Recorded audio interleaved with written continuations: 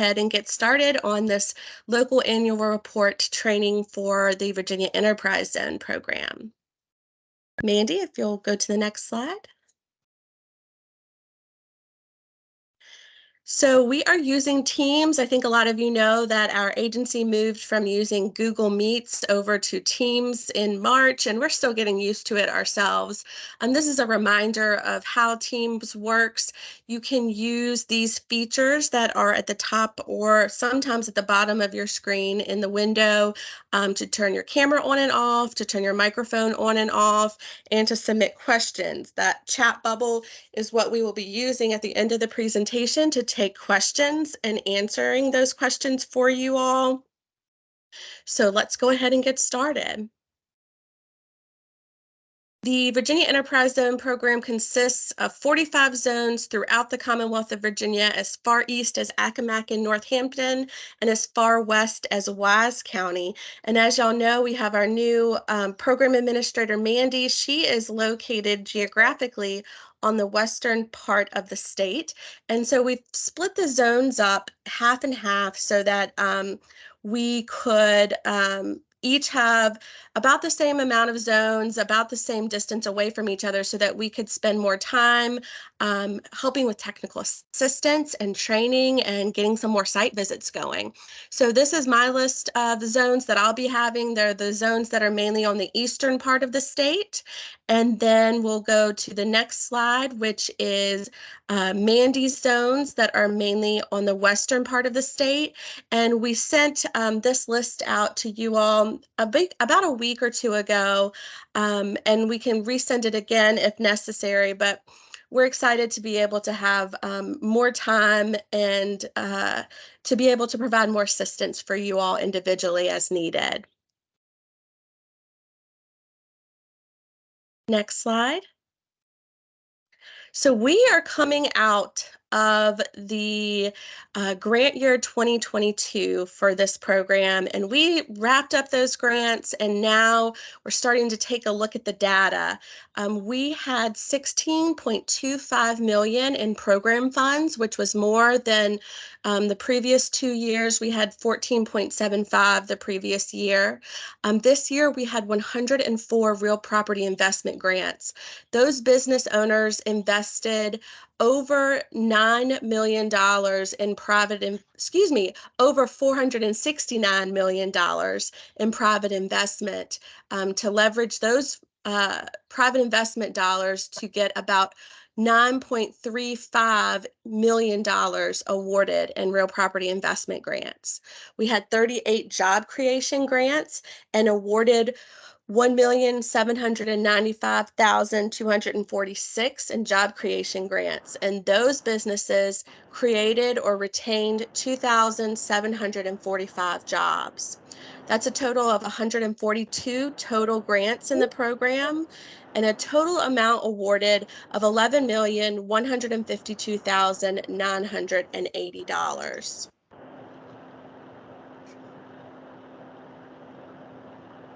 Here's a look at our annual timeline. As you know, we're right here in the middle of it in the June area. We have sent those grants off to our fiscal department, and they are working diligently on getting those checks written, and those checks go out into the mail by the end of the month to be processed with this fiscal year, and they will be sent directly to the businesses at the address provided by those businesses. The next big date on the calendar is July 15th. That is when the local annual reports are due from you all, the local zone administrators. And then Mandy and I will be working in those months leading up to October to work on the statewide annual report that's due to the General Assembly. We use data from your local annual reports as well as data from the Enterprise Zone portal to write the statewide annual report and to provide information that helps those legislators make decisions about the program. The statewide annual report is sent out to the money committees, to the House Appropriation Committees, and the Senate Finance Committee in the Virginia General Assembly. And then on November 1st, that's when boundary and incentive amendments are due to us. We prefer them earlier than that, if possible. We will probably have another date that we're going to say that we prefer them by, but November 1st is the very latest that we could get them by in order to get those processed by the end of the calendar year. And then going back up to the top of the timeline, in December, that's the end of the previous calendar year when those final placed in service documents have to be received or those jobs created. January, March is when, of course, we're going through talking to those business owners about qualification determination and preparing their applications. Applications are due on April 1st, or if April 1st falls on a weekend, then the following Monday they are due. And then, of course, we're coming out of this season right now of the app review process. Annual reporting is actually a requirement that's written into the Virginia Code. So it specifically says that the local governing body shall submit annual reports to the department for monitoring and evaluation. So that means that it's a requirement that is a legal requirement through the code. They have to be turned in by July 15th. And the report itself is called Form Easy 3AR. The reason you see us use that abbreviation is because that's what's specifically in the Virginia Code. But if you see that, that means the specific annual report that's in CAMS. And we are able to change what's within that annual report. We have to keep the same name. We're very excited to introduce to you this year some new changes. We've had changes the past couple years, and this year is some of the biggest changes, and I think you all are going to be super happy when you hear about those changes in this presentation. Here is the slide that has the link to the CAMS login page, and also there is a link to a PDF that has the local annual report instructions. We will be making the PowerPoint available to you all, and we will also be sending out this PDF with the local annual report instructions. That's an old document that we have updated for this new annual report format. And that will be really helpful to you all with the new annual report.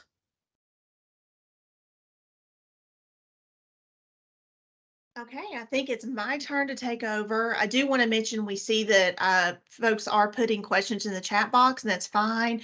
And if I remember right, Kate, we're just going to address those at the end unless there's anything we need to look at beforehand. So as a former LZA, number one, I am very excited to be with DHCD and joining this group. But the changes that Kate and Tori have worked on to put into place for this year are fabulous. I will tell you that. So one of the things I'm going to go ahead and mention is that anything that you see with the double red stars, those are changes either in CAMS or on the report itself, that attachment. So, but mostly within CAMS. So you start out, of course, in section 1 with the zone information. This is, of course, where we need the local zone administrator contact name and email address. We've added that email address because, as you'll see later in the presentation, that data attachment actually has been reduced to one sheet. So very excited for that. So right there directly on CAMS, we are asking you to put the zone administrator contact name as well as the zone administrator's email address.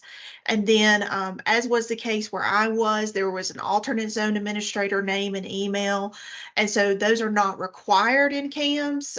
However, they are areas that you can enter that if that is the case in your particular zone. We, of course, want to know if there's been any local zone administrator changes during the reporting period. And if you remember, your reporting period is for the calendar year 2022. So it's from, January 1st to December 31st. And so if you've had any changes since then, and if so, then feel free, or we would ask that you reach out to Kate or myself to schedule a time for some one-on-one training. The zone amendment approval date is the next question. So we are asking for the date of the last zone amendment approval. And if there has not been an amendment since your designation, you can enter the designation date. I will tell you that you can look at the form that was sent to you. I think that email was sent maybe on June 6th from Kate introducing myself, and there was an attachment to it with your acreage sizes, and that also had your original designation date. Do you have a zone amendment in development? So are you looking at that? We've mentioned this before. Kate mentioned it earlier. There is a deadline on those. But prior to having the zone amendment in development, you do need to meet with the program administrators to get to go over what those amendments are going to be. I think I have one meeting with someone. We know some others in process, but we need to have a meeting. So go ahead and drop us a note or an email uh, to let us know that that is in process, even if you are marking yes on your particular report itself. We need to know that so we can get those meetings in process. And then we are just continuing with some additional zone information on that CAMS report. You do need to include your zone acreage. Just a reminder that if you are in a joint zone, so if you have, of course, as an example, I was in Carroll, Grayson, and Galax, which was a joint zone, but they have 3 different reports. And so you want to list the acreage just for that subject locality. So working on the city of Galax's, I would list acreage for just the city of Galax. And that next question, of course, is the how many non-contiguous areas do you have? You're supposed to have up to 3. If you have more than 3, please reach out to us so that we can determine if there is an issue associated with that. But again, you're listing the number of joint zones that are non-contiguous in that subject locality for the report that you are completing itself. Right here, just wanted to put a shout out, eliminating the zone population question. No longer that is relevant to some localities that their zone acreage is dependent on their zone population, but that question is no longer part of this report. We do ask you to upload current zone maps and attach those either as a PDF or a JPEG. And so you do need to upload one map that shows the entire zone itself, but you also may attach additional maps of the smaller areas of the zone. So if there's a specific area you want to highlight. However, just as a reminder, you can only upload one file. So you do need to put those together and put that into a compressed or zip file before uploading it. And we are going to go over before the end of this presentation, just the new look of what that looks like in CAMS so that you'll be able to see all of this in real time. Moving on to the second section, which is the zone administration itself. So this is where you would include your zone description. You do want to include any amendments that were made in 2022, if those happened for your particular locality. And then also you want to put specific markers. And what I mean by that is such as, does your zone include downtown areas? Does it include certain industrial sites? Those types of things that are relevant to the zone itself and how it operates. The zone ordinance attachment. So you can, of course, do this one of 2 ways. If you have the attachments in some type of PDF, you can attach those in themselves. Or if you want to provide links to the zone ordinance within the code, you can do that. And so the way you would do that is you would open up a Word document and you would copy those direct links. We're definitely don't put the links just to the code for the locality. Be sure to put the link to the specific section of the code that addresses the enterprise zone. So if you have more than one and you want to put those onto a Word document or some type of aspect like that, you're welcome to do that. You also can provide any resolutions that authorize administration of the local zones. But again, just as a reminder, you can only upload one document. So you do need to put those into a compressed or zipped folder. Here is one change for the zone itself or for the report itself, zone marketing materials attachment. If you have no changes in the marketing materials that you are using for your enterprise zone, this question is not required and you do not have to put in upload any new information. So if you had marketing materials last year, the same marketing materials you were using this year, and you upload them into the report last year, then you can skip that question. If you have made changes, if you have made some new documents, if you've added any information, updated a website, any of that information, we do ask that you fill out this particular question in the same format, meaning that you could take a screenshot of the website. You can provide links to us, any scanned brochures, things of that nature, and put that into that particular question. Zone planning, again, any upcoming plans or objectives for the zone itself, any amendments, marking materials. So if there's anything you're making plans for this year or you have been working on this past year, you can include that in that zone planning. And then along with that, if you want some assistance or requesting assistance, be sure to include that. But again, I would encourage you not to include that just in the report. If you are looking for some particular assistance, then please reach out to Kate or myself. And again, we will resend those the zone list as to which one of us is representing you, so you know who to reach out to, or you can always send an email to our general email address, which is the ezone at dhcd.virginia.gov, and all of that will be on the slide at the end. Oops, I skipped one. Okay, so here are where some really big changes are coming in. And so the zone activities, which is section 3, the zone activity report. So let's just go ahead and get this information. If you remember that zone attachment sheet, it had 5 different sheets at the bottom. And one of those included the infrastructure, public buildings, parks, and schools. You can see this big deleted. That's not going to be part of a separate report now. That has been turned into a narrative. And so this is included directly on CAMS as a part of the zone activity report. We want you to include major projects, infrastructure projects, community revitalization efforts. And so just sort of reading off of what this is, we want you to provide a summary of public improvements that have been made during the calendar year.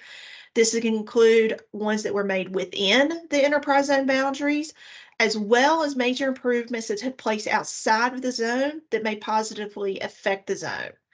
So this can include infrastructure, water, sewer, roads, sidewalks, broadband, streetscape, public buildings. And this is where it really comes into play as far as anything that affects the zone itself. Public buildings, parks, schools. I know for where I was in Galax, Carroll, and Grayson, the schools and parks were and where they maybe do some greenways that all connected to the enterprise zone itself. So they positively affected the outcome of that zone. So those are the types of projects that you can include as a narrative in this particular section. And we are asking you to try to include, or to include, not try, but include any projects or partnerships on other DHCD projects. So especially if there's been CDBG grants, if there's IRF grants that are happening, CBLs. This includes new construction, rehab, and expansion. All of that can be included in this particular part. And I know we may have some additional questions about that, and we'll be sure if you want to put those in the chat, we can address that at the end. These are zone activities that these questions remain the same within CAMS in that section 3. So zone activity reports for non-participants. So do you know of projects that were within the enterprise zone that could have qualified for state or local incentives, and the reason maybe they did not participate? Are there any underlying items that should be addressed involved in that? And these are a few pictures, and we'll address that also towards the end of the presentation, where we do ask you for some photos and some stories related to anyone that maybe did get a grant. And so we include those not only in this presentation, but we like to get new photos and new stories so those can be included in the General Assembly report that's due in October. Moving on to the zoned in activity. So if you did not have any state applications for your zone, is there something you can do to increase the usage of those zones incentives? This could go back to those marketing materials. It could be included in what are other ways that you can get that information out, contact those businesses. So that is, of course, if no state applications were submitted, what are ways that you might be able to increase the utilization of the zone of the state incentives in that way? We just want to go ahead and tell you this, and this is one of my favorite parts of for you all. You remember that methodology question? It's gone. You no longer have to come up with that methodology. And so I'm excited about that because, and I know if I was on your side still, I would be very excited about that. So we don't even have to go over the methodology process anymore.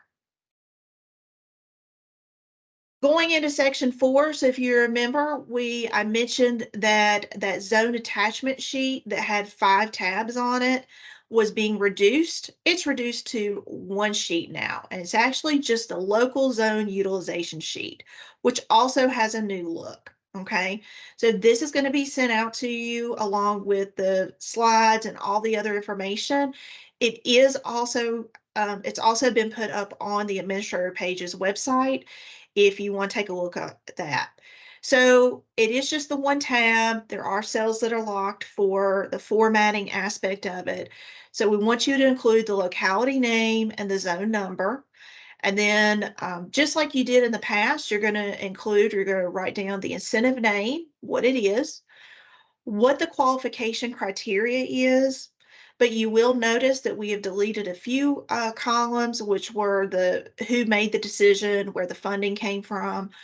And then we also, so going into it, you still need to put the number of qualified businesses, the financial value of that incentive, the total investment leveraged, the total number of jobs impacted, if that's applicable. So sometimes those um, incentives are job related or so you would put that information there. And then also the type of investment. So this was created actually as a pull down menu for this year. And so it could be real property, some type of machinery and tools, business personal property, a B poll, like a business professional and occupational license. Sometimes there's rebates on that, utilities or other. And so we're just trying to classify where those different incentives come in. You do need to list every incentive, even if it was not utilized. So for example, if you have a zoning permit fee waived, but no one took advantage of that during the calendar year 2022, it still needs to be listed with 0 qualified businesses and the zeros associated with that. And then the green box at the bottom does an auto calculation for you. So you should have that information when you get to the bottom. So again, 1 page, 1 attachment that you'll have to do, and everything else will be right in CAMS. So with that, that doesn't mean that we're completely eliminating those questions. They have been turned into narrative questions. And so this particular sheet where you had to put in the job creation information and you had to use that methodology process, that is no longer part of the report itself. It has been turned into a narrative form. So again, stars show, indicate new information. So job creation information. So what we're looking for in this is a summary of job creation activity that includes significant business activity. So this can include new businesses, expansions, closures, and or downsizing within that zone area. So again, it is going to be a narrative on the CAMS. It's not number of businesses, number of jobs. It is the information that you know of that you're able to collect and get throughout the year being an enterprise zone administrator. The private investment, This is the total amount of enterprise zone grant funds that were allocated to businesses in your zone in this past grant year. So this information will be shared with you. This is a dollar amount that you will enter in, and this is on my list to do for the rest of the week. So you should be getting an email from our office that will give you that information, because as Kate said earlier, the button was pushed, the loans were dispersed, and so now we need to let you all know that information. So be on the lookout for that coming in an email to you so that you'll have that data to enter. And just as a reminder, these are no longer required. The new construction, the number of permits, the rehab and expansion number of permits and investment, that all is just kind of part of that list of local incentive utilization and those other questions within CAMS of zone activity. And so it is a narrative form, no longer number, description, and um, no, funding money amount. And then the last section, of course, is just the additional information. So if you want to, and we hope you will, highlight a business that received state enterprise zone funding. And so there is a section at the bottom of, or at the end of that CANS report. So you can highlight a business that received the funding, a brief summary of the business and the project itself. So new construction, rehab, business expansion, what kind of project was it? If you can get a quote from the business owner and how the enterprise zone incentives helped them, that is even better. And photos, we love photos about people. So as you can see here, you've got people in one of the photos, you've got another project. These were from before, so I'm sure Kate might be able to share where they came from, but anything you can provide to us. And again, Kate, correct me if I'm wrong, but I think that has to be put into some type of zipped drive as well.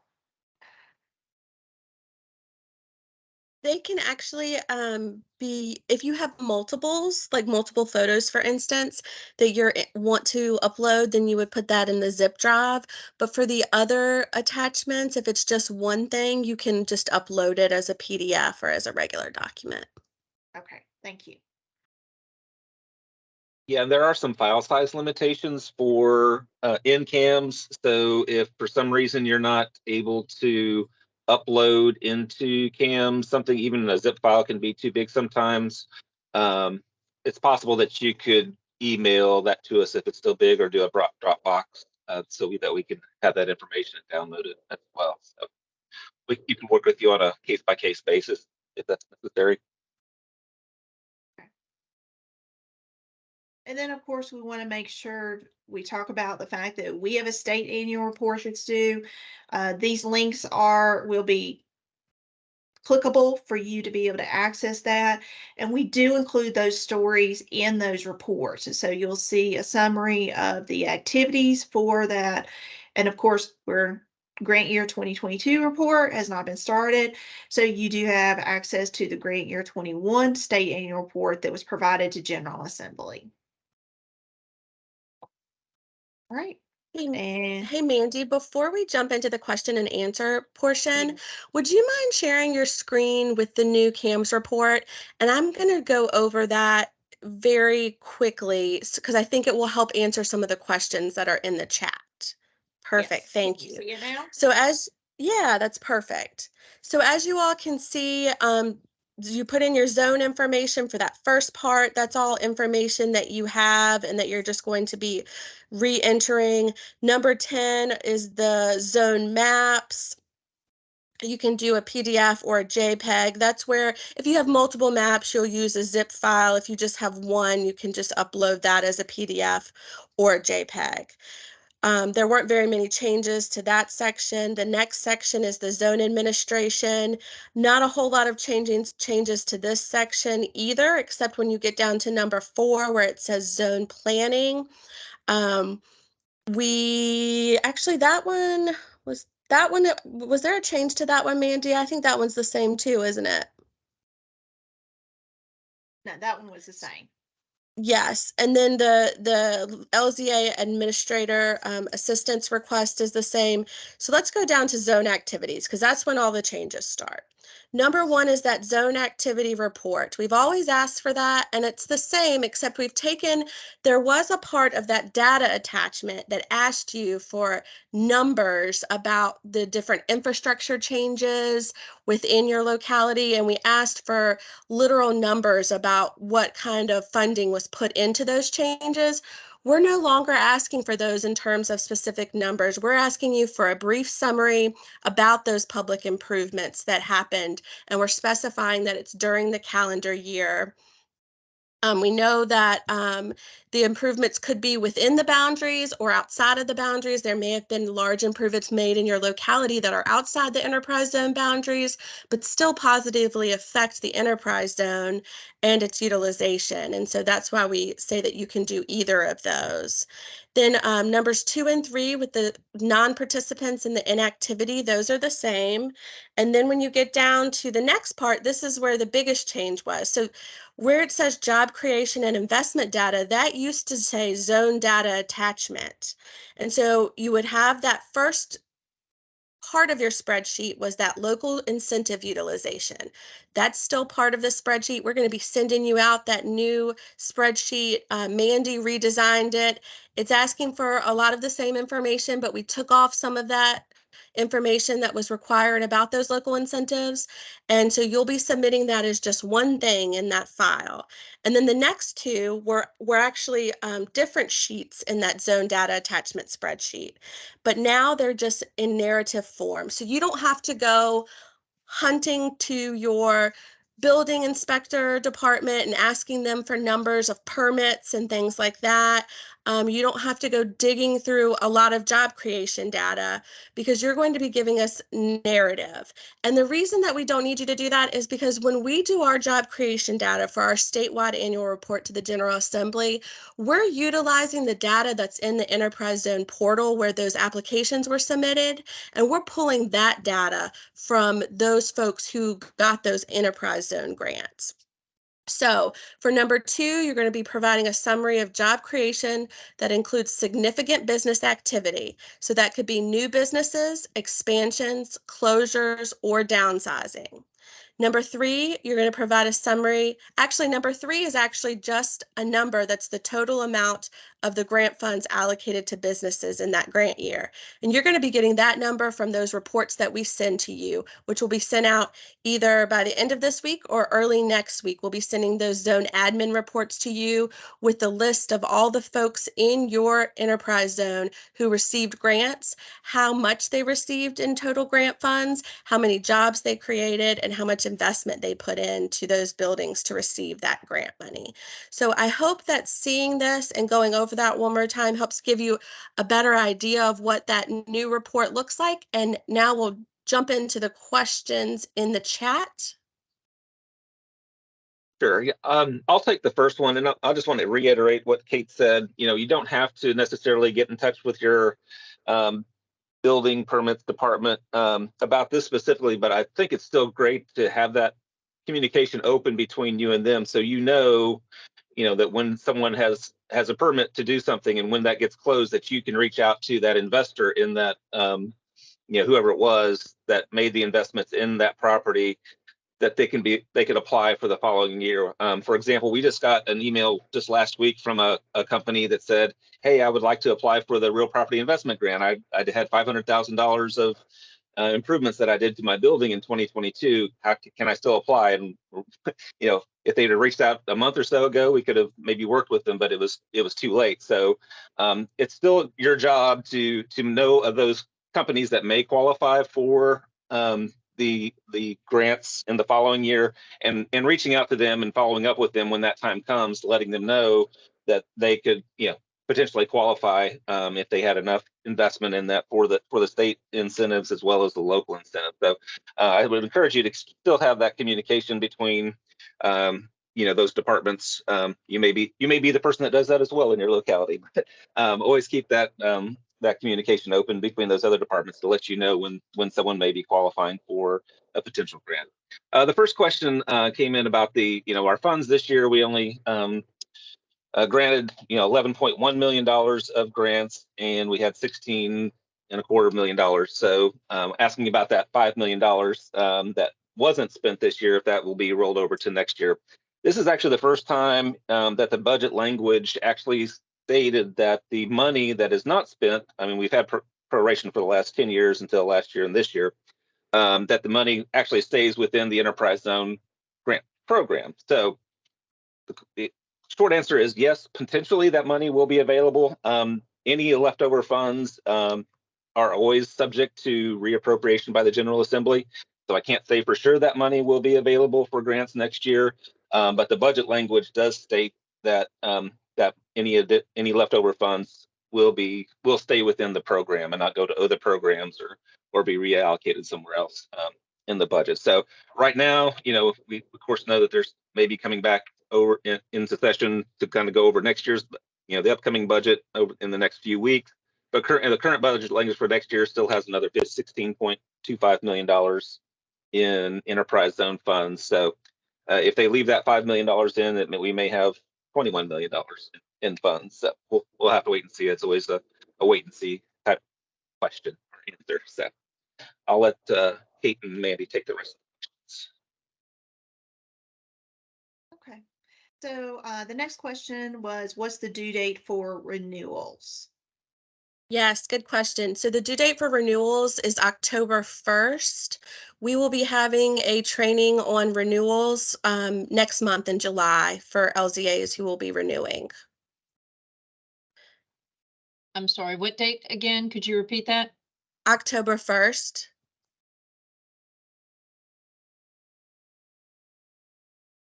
Thank you.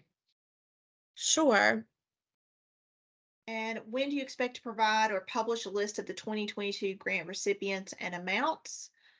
Yes, we will be sending out those enterprise zone local administrator reports the end of this week or early next week. And those, like I said before, will have the amounts of the grants and the names of the grant recipients for your locality. And who do I need to contact to change my name for CAMS?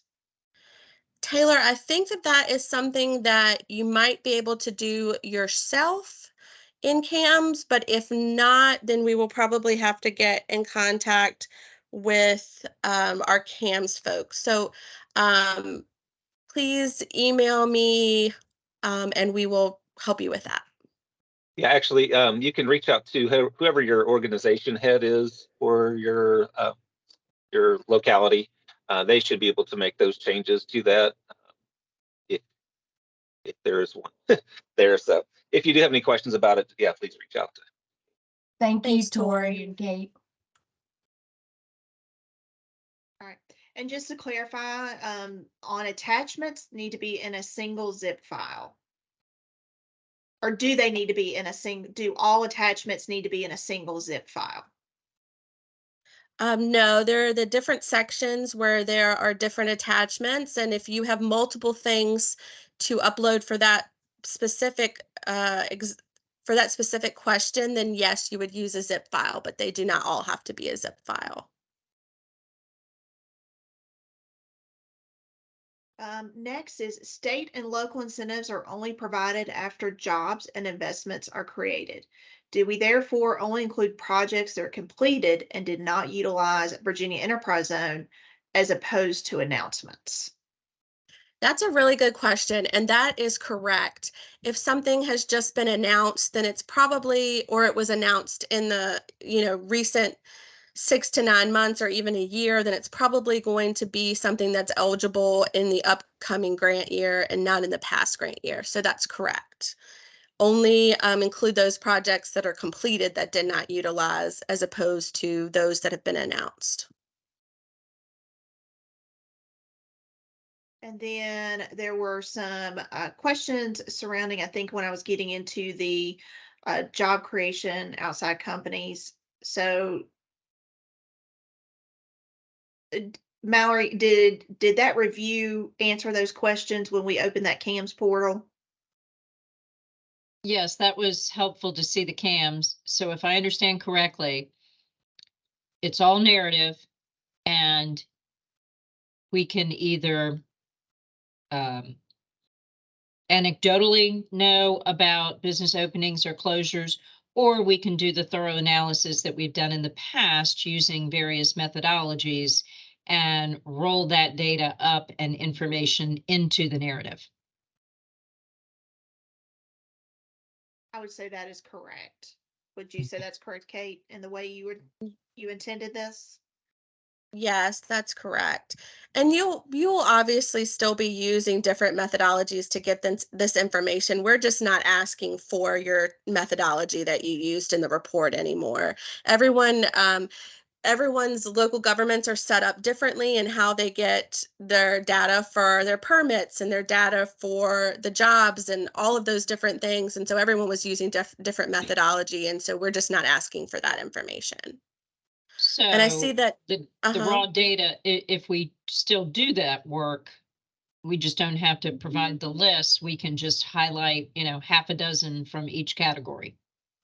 Yes, or you can highlight your top job creators, or maybe if there was a very large downsize in a business that usually is a top job creator. It's mainly just a summary. If you were having to, jump on an elevator and give a legislator a quick summary, what would you want them to know? And that's a good point to point out.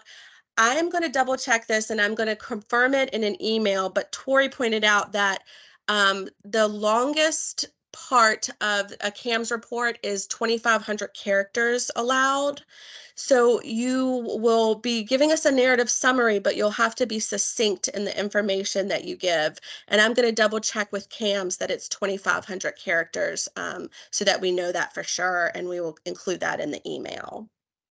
I noticed that Ted clarified, and I hope that that answered your question, Ted, earlier. Let's see. It did. What do you attribute drop? Okay, good. I'm glad. What do you attribute drop in applications to? COVID, interest rates, recession? Yeah, I think that, because this is more of a reimbursement rather than an upfront grant and it's performance based, I think we saw the results of COVID later than a lot of other programs did. And so we really saw the first results of it last year for grant year 2021. And then, of course, the folks that received the grant year 2022 grants, they were still doing construction in 2021. And so, yeah, I really do think that that's the main thing. I think that supply chain demand is another issue that folks were having. And I'm hoping that things start to pick up more and that I would love to not have proration again, but I would love for it to be much closer to the maximum amount of grant money that we have to give out. So following that philosophy, since these applications lag real time, impacts or effects, 23 may be low again because of the interest rates that went up in 22 and 23 and the sketchy economy that we're in for the last 6 months. So we'll just see. Yeah, if you go back and Definitely. look in history, when we had the Great Recession, 2008, 2009, 2010, kind of that area, it was really 2010 through 2012 where we saw the drop in applications. Of course, by that time, the General Assembly sees that we aren't using as much of the program, and so then that's when they started cutting the funding and then it reiterates. So it's a yes, this never ending. So that's the one good thing about it. Even if they do cut funding for the program next year, if we can keep the $5 million, so it still remains to be seen. But yeah, it's all those things that can cause it now. And now with with COVID, we're coming out of that, but now interest rates have gone up, so that may slow things as well. So and supply chain. Good question. Good discussion. Are there any other questions that maybe someone hasn't had a chance to put in the chat before we end the training? I will say that we are going to be following up with an email that has a new set of instructions for this new report. It is going to have information about I'm sorry, I just lost my train of thought. We'll have a new set of instructions for the report. By the end of the week, we're also going to be sending out, or early next week, those zone admin reports with the grant recipients in your zone. And we're always available to help answer questions. Please, the reports have to be turned in by July 15th. If you're coming up on July 15th and you need help figuring something out, please reach out to us. We will help you in any way that we can. I think that the reports are going to be a lot easier to finish this year. There's less information in terms of data and more of a narrative form, which we'll be able to use for our reports, and we'll still have the robust data from the Enterprise Zone portal where all of those grants are submitted, and it's tabulating all of that data in terms of jobs created and investments made. And so we look forward to also making some new changes to the statewide annual report too. And please just reach out to us if you have any questions. And we will be having a renewal training in July that we will let you know about shortly. And I think that that is all we have for today. So thank you Yeah, so much for taking the time. sorry, Go I ahead, just want to Tori. reiterate one more time. As Kate mentioned at the beginning, these reports are required. So if you do not submit the report by the 15th when it's due, that will put you out of compliance with DHCD. And so if you have any other grants, a CDBG grant, an IRF grant, that will put you out of compliance with those other funding sources as well. And so if you submit a request for funding for those could be delayed until you do actually submit the report. So just wanted to put that out as a reminder, a friendly reminder to everyone. And we have all the support here. Mandy, Kate, and myself are here to help in any way that we can to support you in getting them completed and in on time.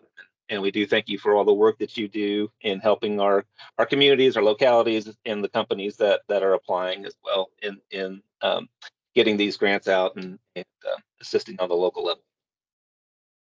Also, And last announcement is that Mandy will be making the reports available to you all in CAMS in the next day or two. That's something that we manually have to do for each and every locality. We were waiting to do that until after this training, so she'll be working hard on that. So just please give us a little patience. It's her first time doing that this year, and I know that Actually, she'll it's get already that done. done. She got all that done Oh, yesterday, so the she's report a should rock be ready star. to go for you in CAM, so you can look at it Awesome. there and download it. We've also updated the website, the DHCD website. So if you go to the dhcd.virginia.gov/VEZ and go to the local administrators page, the updated template is there for the one-page report now on the local utilization. So it's all been updated and should be ready to go for you. And I will just mention that July 15th is a Saturday. So you may want to put in your mind July 14th since the due date's the 15th. Just, something I would probably do on my calendar. So it's not extended like the April 1st. If it falls on a weekend, you have till Monday. It's due on the 14th, not the 15th. I mean, we're going to be cutting it close with these changes, and we're short staffed. And we don't want to be out of compliance because we utilize many of DHCD's program, and we're hosting an event for them in, October. So Yeah, unfortunately, there's no language in the code stating that, like it is with the application deadline. So unfortunately, I mean, if you're a day late, I don't think it's going to really affect anything if you don't submit but you will show as out of compliance for the so it's locality. due at If midnight on the 15th. Got it. yes, ma'am. Yep.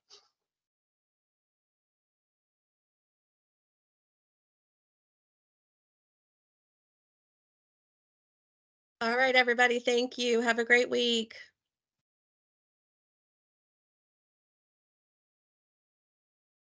Thank you.